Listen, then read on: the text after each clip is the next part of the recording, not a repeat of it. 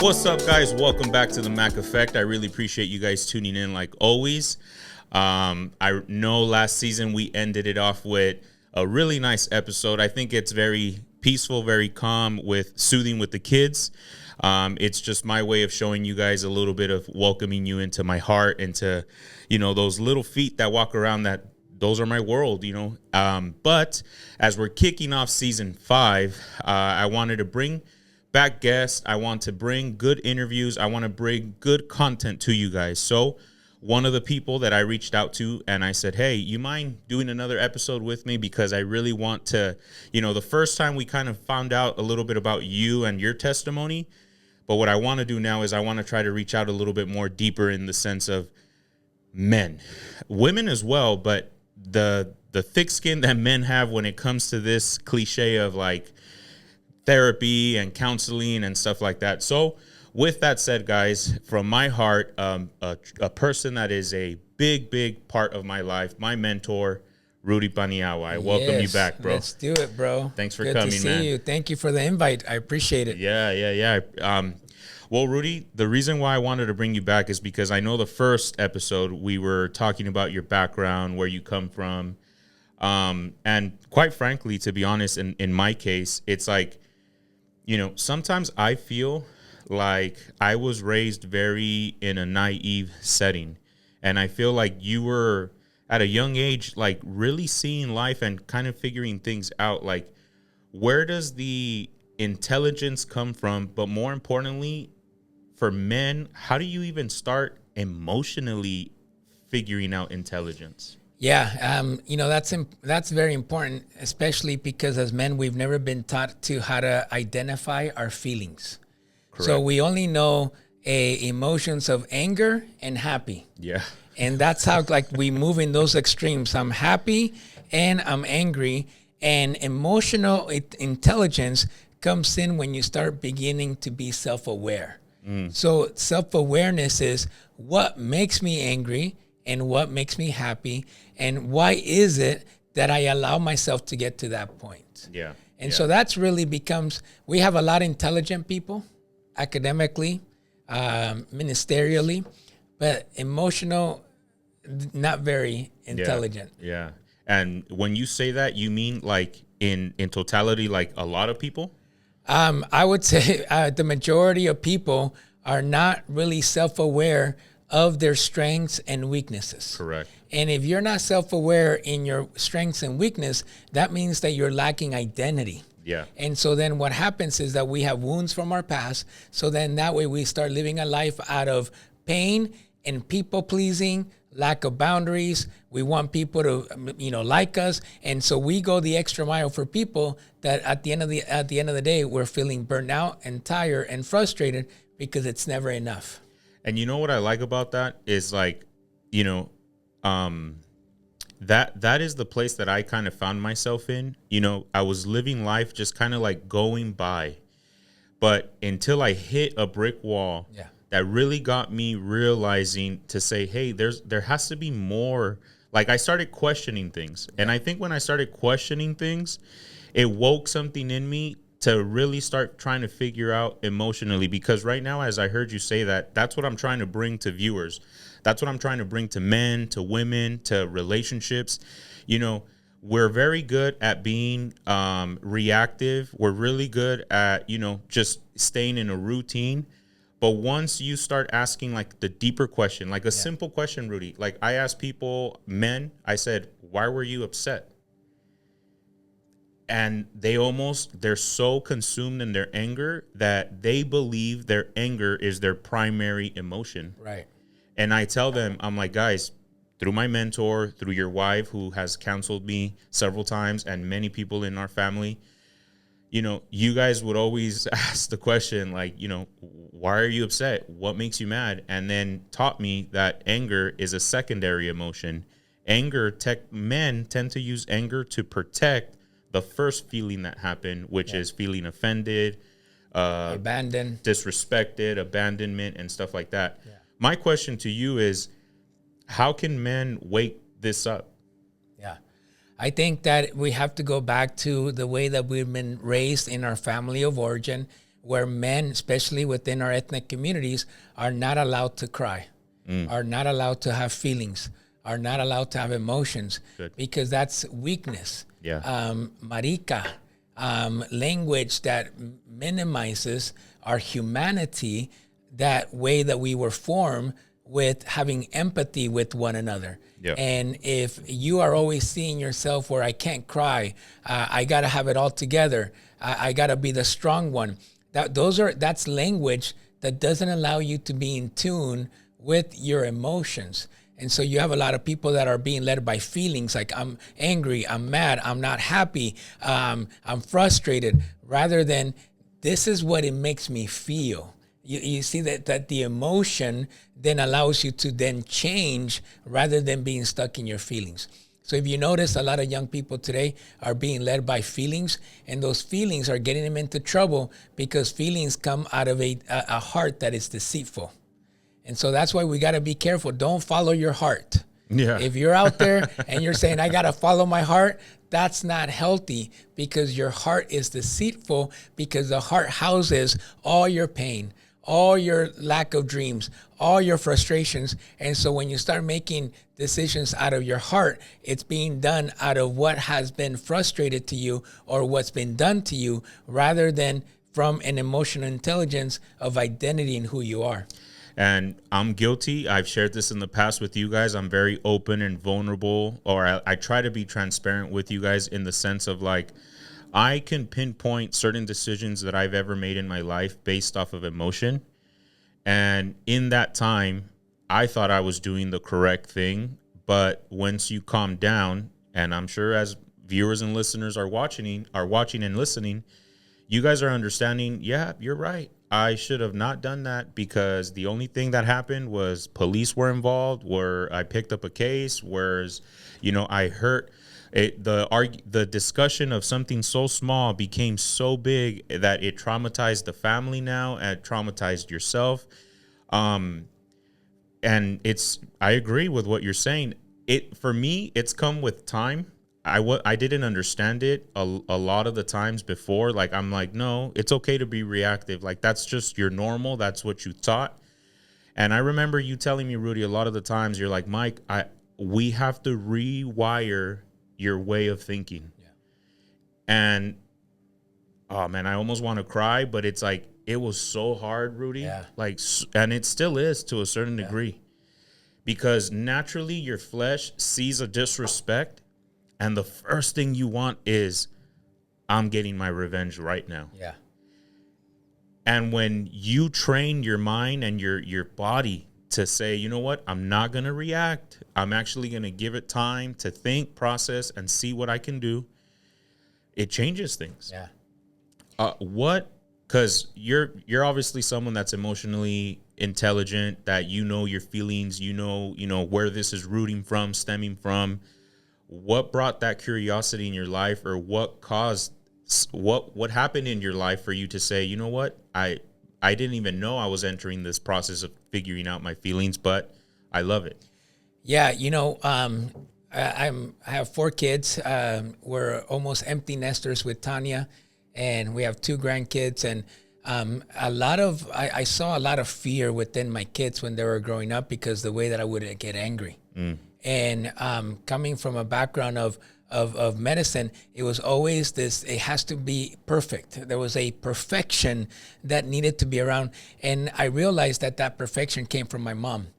And so my mom always had me well dressed. I couldn't get dirty.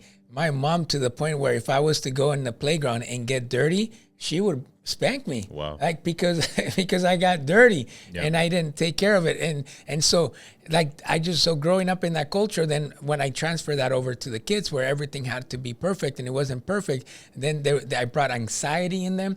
There were stress. There was this organized kind of mess that it created in them. And so I had to really take a pause and really listen to the people around me. And it started when we went to counseling, where Tanya would say, man, we're stressed when you come home. Like, man, we don't like it when you're home. And so those were things that I really needed to listen. And I raise my kids, and I have this in emotional intelligence, I say, listen, think, and process. So that really just allows me to listen to what I'm hearing, what I'm seeing, listen, and then think, what am I feeling? Why am I feeling like this? Where is this coming from? And then I take time to process this. What are the next steps? Why did I do that? Or where is this coming from? And so that's kind of like how I take time to really process what's going on to bring me stable again, is listen, think, and focus. Yeah. And then that really just took me back into really understanding, like identifying things like my mom, being an immigrant, that then allowed me to say, man, I was angry because I had the wound of injustice, where everything had to be right, and I'm gonna fight for righteousness, and I'm gonna fight for justice, and that kind of doesn't allow you to be aware of your present and be self-aware, because you think that you're always gonna be right, because you always gotta fight and you always gotta prove people wrong. And so listen, think, focus just allowed me to, is it the right time to fight right now? Yeah. Is it the right? Yeah. Is it your justice, or is it that you're trying to make a point, or is this the thing to fight for right now, or are you just gonna give it time to just kind of see and let it play out? Yeah. And so listening, thinking, focusing just allowed me to kind of be in tune with what I was feeling at that moment. You said the wound of injustice. Did you figure that out on your own, or No. did someone help you? Counseling. So the thing with people is that we always have to be attached to something. So a lot of us growing up in an ethnic community, ethnic family, really comes into this poor mindset, scarcity mindset, fatherless homes, or a father that's present but not emotionally present. Correct. So we have a lot of this wounds and a lot of things that we grow up in, and so many of us are not aware of how much that affected us. And so we just take it as normal, right? It's normal. Everyone, I had friends that didn't have dads, and I was just one of the guys. And so we just normalize things. But at the end of the day, when you get into relationships or community, that's where all our brokenness comes out. Not when you're alone. It's when you are with community, with your spouse or in a relationship, because all of that brings everything that hasn't been healed into the forefront. And so, no, we had to do counseling with Tanya. And so we needed to detach from that past. So attached to that past, we need to detach, and we needed to detach to a healthier culture, norms, and expectations. And so that really had helped us to attach to one another. So then Tanya and I became attached to this new culture, attached to new habits, attached to the goals that we wanted, that then allowed us to really live out of this new attachment and not our previous growing up family of origin. Okay. And in that process, is life perfect now? No, we're always arguing. But the difference now is that we're not arguing from our wounds or pain. So good. Because we've already addressed that. But now we argue towards where we're going. So so a lot of times what we do at Breath of Life is that we have counseling, but we also have coaching. So counseling helps you detach from that family of origin, and coaching helps you to get attached to where you're going. Purpose, your planning, your habits, your goals, your dreams. That's what coaching does. And so when you detach from something, you have to attach to something else. So many people that come to counseling to Breath of Life for counseling, we have to get them to coaching because we need to get them attached to something greater than themselves. And a lot of times what happens is that they go to counseling, they get healed, but they never go through a coaching perspective so that we can attach them to where they're going. That's good. And, if you guys are listening, there's a bunch of nuggets he's just throwing out there, guys, like a lot. And it's so much, but take what is hitting in your heart. For example, I caught right now, and I purposely asked the question because I know the relationship is not perfect. I know they're going to have disagreements. It's just going to happen, man. Like in every marriage, you're going to fight. It's normal. However, in the first marriage, before the emotional healing, you're arguing to prove who's right and wrong. That's all wound. That's all brokenness. Correct. That's injustice. That's abandonment. Yeah. Now with with healing, not that everything is the best and you're in la la land. No, but now you're arguing with healthiness. You're not throwing sarcasm, you're not throwing indirectas, you're not being, offensive to each other. You're arguing for a resolution now. Yeah, I love that. So when we argue in the past, it was personal because we needed to prove a point. Correct. Because we needed to prove a point because there was wounds there that told us you were never going to be good enough. You were never going to accomplish that. You're never going to do anything with your life. And now one of the closest person to me is telling me the same thing. So that triggers me to then react to the way that inner child inside of me. But once you do the healing in the process and you identify those wounds, then the fighting now is not personal, but now it's purposely. So, hey, I think that this is not working because it's not helping us to get to where we're going. Or, hey, you didn't communicate this to me, and because you didn't communicate it, it put me behind into what I needed to do with the kids. So it's different. It's not personal anymore, but it's goal-oriented. It's you not doing this didn't allow me to do this. And it becomes more of the issue rather than the person. Yeah. And if you guys are paying attention, if healing is not there, it becomes personal. And when it becomes personal, it's almost like you're adding on top of one thing another. And then it becomes this big mess where the enemy seeps in, guys. The enemy seeps in and the enemy starts saying things like, maybe he's not the one. Maybe she's not the one. Maybe the reason why you guys are always fighting is because of this. And the reality is, have you guys done counseling? Have you guys tried counseling? Men, have we been open? Like, his wife felt comfortable enough. And I know that in the first marriage that I had, before the separation, if my family were come to tell me, we just don't feel safe with you, we just don't, we're scared when you come home, I would be so offended. I would be so mad. I would be so upset. Like, we wouldn't even give the woman room to utter such a thing. Yeah. And I think it takes bravery from a real man to say, you know what? Let me listen to the hearts. Yeah. And although I don't like what I'm hearing, I have to take ownership. And those are the hard parts. Those are the parts that I want to get to. Like, I know people that are listening and watching are hearing those things, because it's not just for men, it's for women too. Like, be open to hearing the things that you're doing wrong that are hurting people around you, because chances are that's an area that needs major attention and healing. Yeah.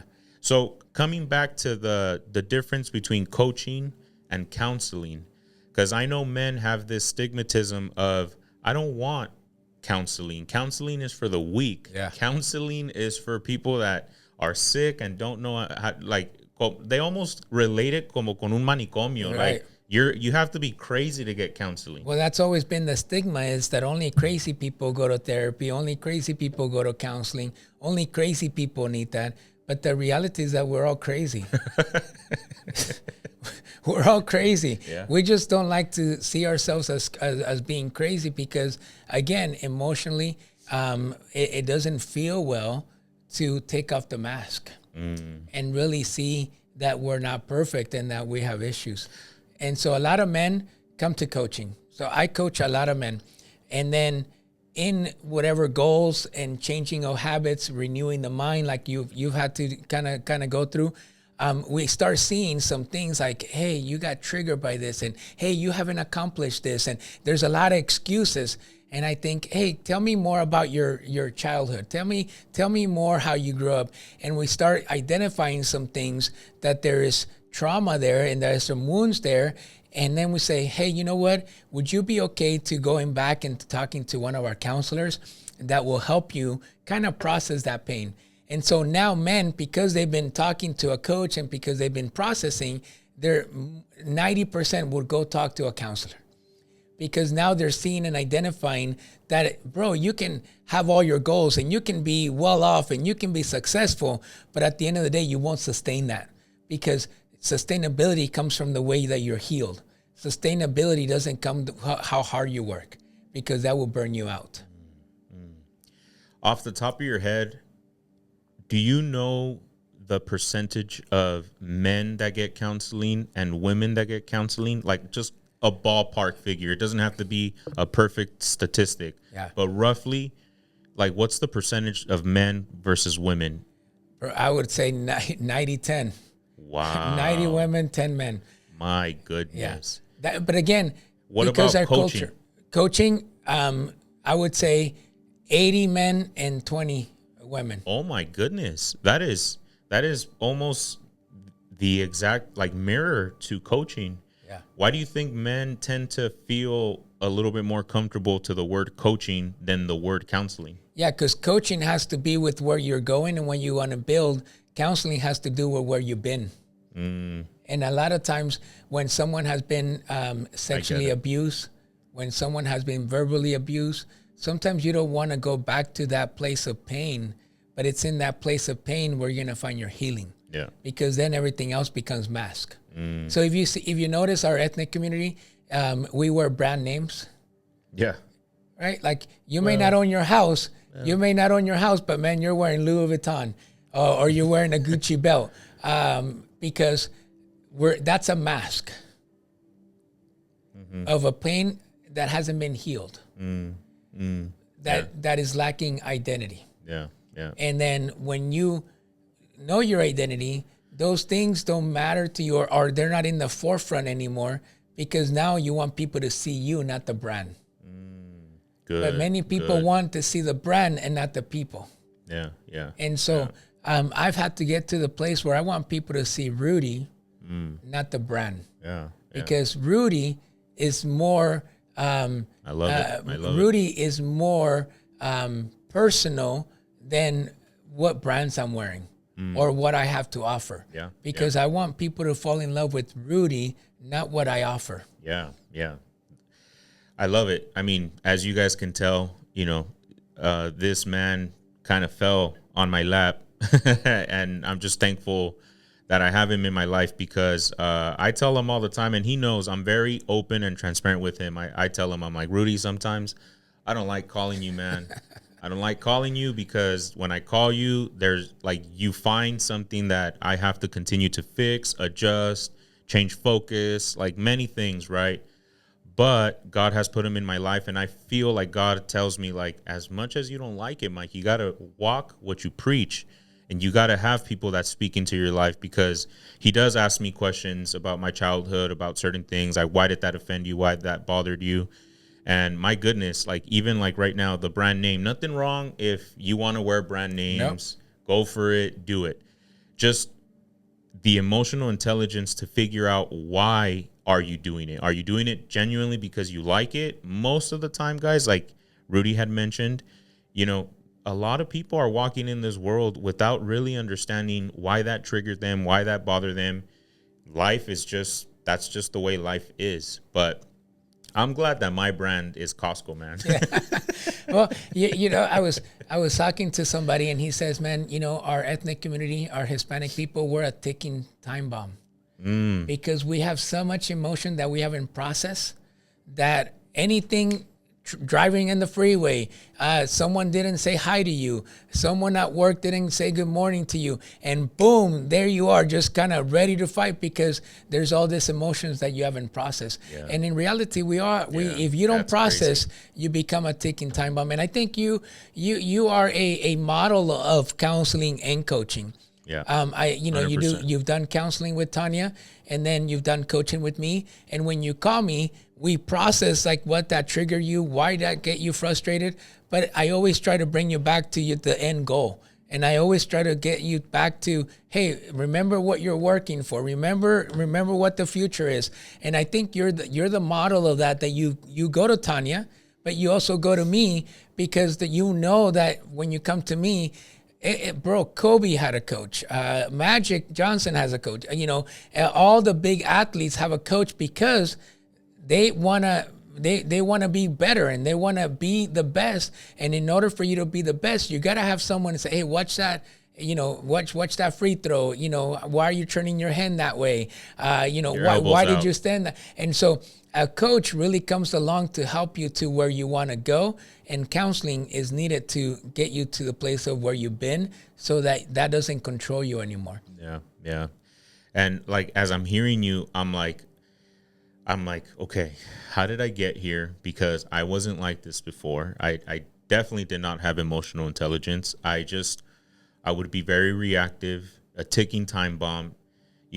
I've seen it, Rudy. I've seen it in my life. I could give you many examples in my life. Like, for example, there's a specific person, and I don't care if they hear it, they hear it. It is what it is. It's the truth. The fact is, we just don't want to hear the truth. But there's a specific person out there that blames me for them going to jail.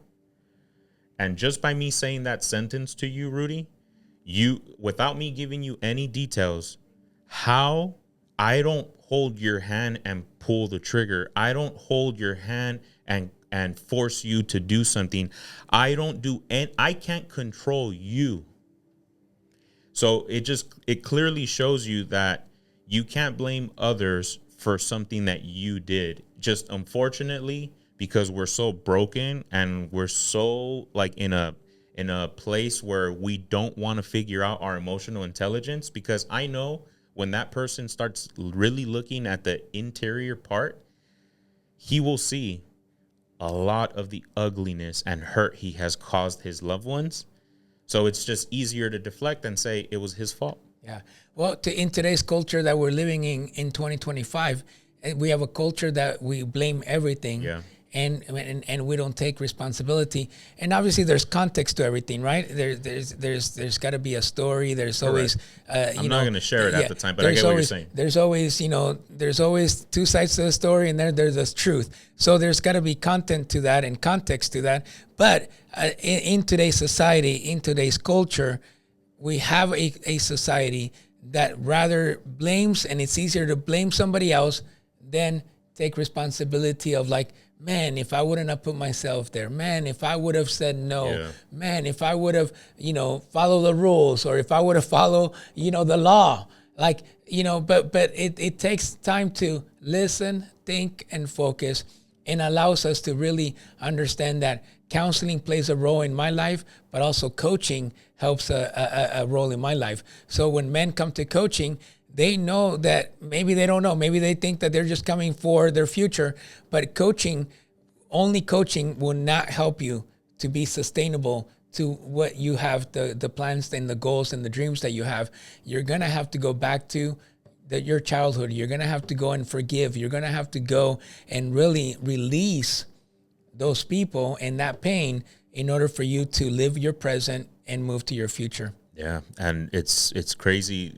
I'm hearing you say that, and why is it so important to reach out to a proper coach, to a proper counseling, to someone that can help you in your healing journey, someone that can help you in your inner child journey, someone that can help you emotional intelligence journey? Because if not, and I'm sure you've seen it, Rudy, through all the people that you've counseled and mentored, people can hold these emotions inside for years. Oh, yeah. And they think that no one is ever going to know. But Rudy, I'm not talking like 1 year, 2 years, 5 years. And look, it gives me chills because it breaks my heart so much, man. I carried it for I want to say 20 years. And I know there's people carrying it for 25, 30, 40. But I think, Mike, that it's important for us to really understand that we are broken people. Yeah. And if we don't understand that we're broken people, then we're never going to remove the stigma that comes with being broken. So we need to really get away from the stigma. And the more you see that yourself is broken, the more you're going to be willing to seek help. And I love what you said. Unfortunately, there's so many people out there that call themselves coach, that calls themselves counselors, just because they have a testimony or just because they have a story, they feel that they can be a coach or they can be a counselor. At Breath of Life, everyone has a master's degree, at least a master's degree in counseling, in psychology, in MFT, marriage and family therapy. So we are high academic here. My PhD is the emphasis is on coaching and mentoring. Wow. Tanya's doctor is in counseling and community care. We go to Latin America a lot, and in Latin America, all you need is a bachelor's to be called psychologist. I don't think that gives you enough education and training to call yourself a psychologist. Wow. Here, someone can go and get a degree in psychology, a bachelor's degree in psychology, but you can't do anything with that degree. You can't even call yourself a psychologist with a bachelor's degree.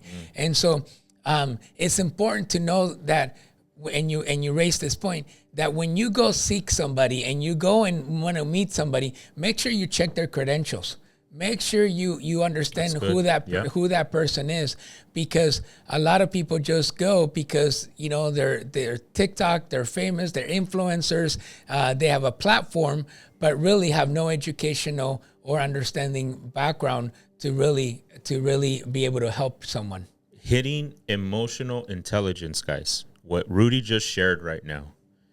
I'm being honest. I love being vulnerable. I love being transparent.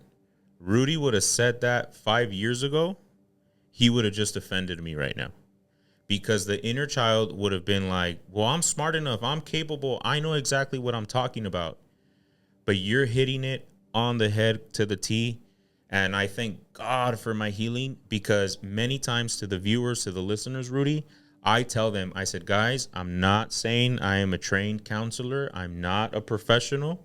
I get my help from professionals. My knowledge does come from understanding of other people and experiences myself and me reading my own books. And the truth is, a lot of my healing and process didn't start until I started doing things that I never did before, which is going to counseling, going to coaching, but not just there, Rudy, reading books. That's right. We have this thing where it's like, oh, education, like it's just going to suck and this and that. Well, how else are you going to learn, guys? We need to educate ourselves, reading different books, figuring out, oh, that's why. Like, many books have shown me inner child wounds that even in counseling I haven't been able to find. But once I find them, I bring them to counseling. Yeah. I bring them to coaching, and I try to figure out life. I don't have everything together. I still can mess up here and there. But guys, you guys can definitely prove me right and show Rudy that I never say I have everything to the T, but I always reference you guys to the place that's dear to my heart. I'm always saying breath of life. Always letting you guys know they're there, reach out. They can definitely help. Yeah. So thank you for doing that, Mike, because we've seen that a lot. Yeah. And we understand what you're doing, the bringing self-awareness. And I think as you bring self-awareness, you're educating yourself. But there's a lot of people that do what you do, but they call themselves counselors or they call themselves experts, and it becomes something Dígame, doctor Mike. Nah, just kidding. And it becomes this kind of like, man, you're gonna hurt people. Yeah. Because I don't even call myself a counselor. I'm not a trained counselor. Like I am. My training has been a master's in theology and ministry, and then my PhD in coaching and mentoring. And so I can't take someone. I can identify. I have certification on mental health coaching, so I can identify some mental health issues, but I can't take someone to their pain and past and get them out. And sometimes people get that person to their pain and they leave them there. And that creates more trauma into in that person, because now you just left them there. And that's what counseling, that's where we got to be careful, where we can go back and we can take someone back, but not leave them there, and then detach them from that and attach them to a future. Right now, I don't know, I felt it more, it's along the lines of what we're talking about, but I don't know why I'm getting like emotional about it. Like I'm like my heart feels really sad, but maybe it's the interceder in me. Maybe it's, I don't know. But anyways, have you been mentoring, coaching people that you're like there, you're walking with them, and then they kind of like leave you? Like have you experienced heartbreak when it comes to counseling, coaching? Yeah. It's because it's a process. and I understand pain. And I understand that they don't come back or they don't continue the process, not because of me. Yeah. It's painful. And not many people are in that season to be able to confront it. Yeah. So we have couples or we have people that come in, last year, one session, and they never came back. And then, but they come back this year. And so it's, there's a lot of issues. There's a lot of components that go into it. So it's never personal. It's just different people are in different seasons. And sometimes you have to expose it a little bit, or sometimes you have to show them, and maybe they get scared. Maybe you expose their pain a little bit and they, they're not ready. And they know it's there, but they're not ready to take the Band-Aid off. And then there's other people that see their future and like, man, I want it, but I'm not ready to do that. And so it's okay. It's normal. It's part of dealing with pain. And as I talk to certain people, Rudy, it's crazy. Like I learned a lot of things from you, from Tanya, from pastors, books. And then I try implementing it with some of my friends. At first, I felt like, one of those Christians that when you come to Christ, like you want to give it to everybody. Yeah. Like you want everyone healed. Yeah. And then eventually you hit that wall where you're like, wait a second, like some people just don't want it. That's right. And I've gotten to that point where now I understand certain things. Like there's times where I've had sessions with either you or Tanya, and I'm like, why didn't you guys mention this to me like a month ago, 2 months ago? You weren't ready for it. And then I just process those words, and I'm just like, dang, dude, like I've shared this in the past, and I'll say it again. I believe this path, people want to say it's crazy, you're crazy. I tell people this is for the brave, man. Yeah. Because the brave are the ones that are going to say, I'm aware I'm broken. I'm aware something's off, but I'm aware that I have to fix it. And you would always tell me, if you get healthier, then the things around you get healthier. That's right. And I never understood that before. But now I'm understanding it because I see it in my children. Yeah. Yeah. Like I see the way they communicate. I just had last season, I ended the episodes with Genevieve and Jordan. And one of the questions I asked them was, do you guys feel like you guys can go to mommy and daddy and like just talk to them about anything? And both of them right away were like, yes. And that hit an inner child wound. Yeah. Because Mike wouldn't feel comfortable going to mom and dad. Yeah. So then I'm like, okay, God, I know. See, emotional intelligence. You have to know where your triggers are coming from. Yeah. So then I'm just like, thank you that I had to pay the price so that they don't have to pay the price. That's right. And sorry, guys. It's just it's beautiful. The atmosphere is beautiful, which on a side note of the atmosphere, I definitely want to bring just another thing through you guys or to you guys. It's you can't fake healing. You can't fake connections. It's one of the reasons why I love bringing Rudy. I love bringing his wife, and I share them often because I always say, give them a try. Talk to them. Call Breath of Life in. Even if they're not available, everyone else under their staff, they're training them, guys. Yeah. So at the end of the day, you're getting them as well. But the reason why I bring this up, guys, is because I believe we all have this thing called discernment. You guys can say your gut, totally fine. Try it out.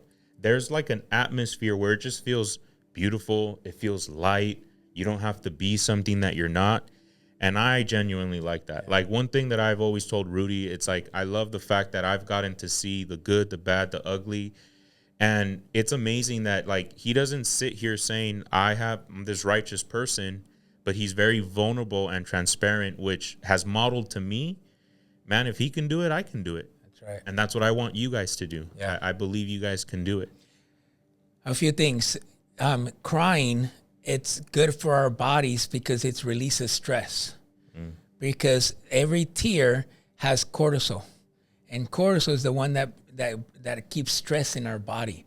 So when we cry, it needs to be released. So men out there, cry. Wow. Cry it out, because that's going to release the stress that is holding onto your body that can give you a heart attack. So that's why it's the way that we're made, and the way that we're formed, and the way God made us. Really, crying really helps. So we love when people cry, because it's releasing stress. Yeah. And if you release stress, then you're able to receive what the new thing that is taking place in you. There's a resource, The Body Keeps Score. And The Body Keeps Score lets you understand why you have ulcers, why you have pancreatic issues, why you have heart issues, and it has to do with your unforgiveness, emotions that you may be carrying. And so a lot of people do a lot of diets, but they don't lose weight. It's because it's not about the diet that you're doing; it's that your body keeps score from the past that you've been through. And there's research out there that says that men that suffer erectile dysfunction, it's because men don't process emotions. So the emotions of men get stuck in their penis. And so then there's and then that triggers, I'm not a man anymore. Like my private organ doesn't work anymore, and it creates more of a stigma. So the more a man process, the healthier they're going to be in their penis, because they have released everything, and it doesn't get stuck in their penis. Wow. And so there's a lot of information and research out there of why counseling and why process is important, because if not, then your body keeps score, that book. And with the men, it hits our ego in what makes us feel like men. Wow. And so it's important. And then lastly, we talked about emotional intelligence, and the one part of emotional intelligence is self-awareness, right? Like what's triggering me, what's making me feel like this. But the second one is self-regulation. So how do and that's why listen, think, focus. It's my self-regulation of why am I feeling a certain way. And then the third one is internal motivation. Like, why is it that I want to hit them? Or why is it that I want to wait? What's internal in me? What is happening? And then the fourth one is empathy. Someone that doesn't have empathy is not really healed, because empathy connects you with the pain of somebody else. Yeah. Empathy connects you with what the other person is feeling. And then the fifth one is social skills. It's really how you relate to people. And so when someone is emotional intelligence, they're self-aware, they're self-regulating. Hey, I need to take a moment to step outside because I'm feeling overwhelmed right now. Or, hey, Mike, what you just told me right now, bro, it hit me. Let me just step out. See, self-regulation rather than, what? I can't believe you're telling me, bro, let's take it outside. Lack of self-regulation. And then the internal motivation. Why is it that I want to fight? Why is it that I want this? Why is it that I want the truck or the Mercedes G-Wagon that I'm always kind of, right? So internal motivation, and then empathy. Man, I understand that the pain doesn't allow them to be in this season of coaching, or I understand what they're going through. I don't put myself in their shoes. I don't think that's fair. When you ask someone, put yourself in my shoes, because we're different people. So I'm not going to see it the way you see it, but I can empathize with you. I can have empathy with you, but don't ask me to put myself in your shoes, because it won't work. Yeah. Or even our pain tolerances are different. So that's just one of many. But culture says, put yourself in my shoes. I can't, because we're two different people, and I'm not going to see it that way, but I can empathize with your pain. And then social skills, how you relate to other people, how forgiveness comes to that. And so I think emotional intelligence has those 5 components. My goodness. Guys, see how quickly we can hit 45 minutes? Like, it's just ridiculous how one subject can hit another, but it's a matter of, I'll bring it back to the beginning, guys. We just have to at least start asking questions, at least start saying, am I happy with my life? Is my family happy? Can I have an open discussion with them? And then from there, take baby steps. Say, all right, we're obviously not happy. You know, when you come home, we feel anxiety. When you come home, we feel stressed out. then let's deal with it little by little by little. And the beautiful thing is that if your family's communicating this, there's hope. Yeah. There, you know, you don't want the divorce paper to be what tells you let's start working on it. That's right. You know, and it's crazy, Rudy. It's crazy, man. Like, you're hitting a lot of nuggets. You're teaching a lot of stuff. Even that part that our bodies retain it. I'm listening to it because a part of me is like, yeah, I've been on a diet and I have lost some weight, but I've been stagnant on a specific weight. Yeah. And I'm like, why? And yeah, it's the body retaining a lot of the trauma, a lot of the problems, a lot of this stress. And we got to learn how to shift that. So off camera, you're going to have to tell me how to. All right, let's do it. Just kidding. But guys, as you can see, the guy's full of knowledge. And don't be surprised if I bring him back, because there's always more and more and more. But any questions you guys have, leave comments. To me, I can definitely send them over to Rudy. I could add his information there too, so that you guys can reach out if you guys like. I'm definitely adding Breath of Life. Once again, like always, reach out, guys. Seek that help. Their website has a lot of resources that are good for us, books that they recommend, classes that they're giving, many things that are good for us, guys. So any questions, comments, something I didn't hit, something that I did hit, but you guys want to ask him privately, reach out. More than happy to help. But with that, guys, thank you guys so much for tuning in. I hope you guys enjoyed the episode. See you guys next week. Mac Effect out. Peace.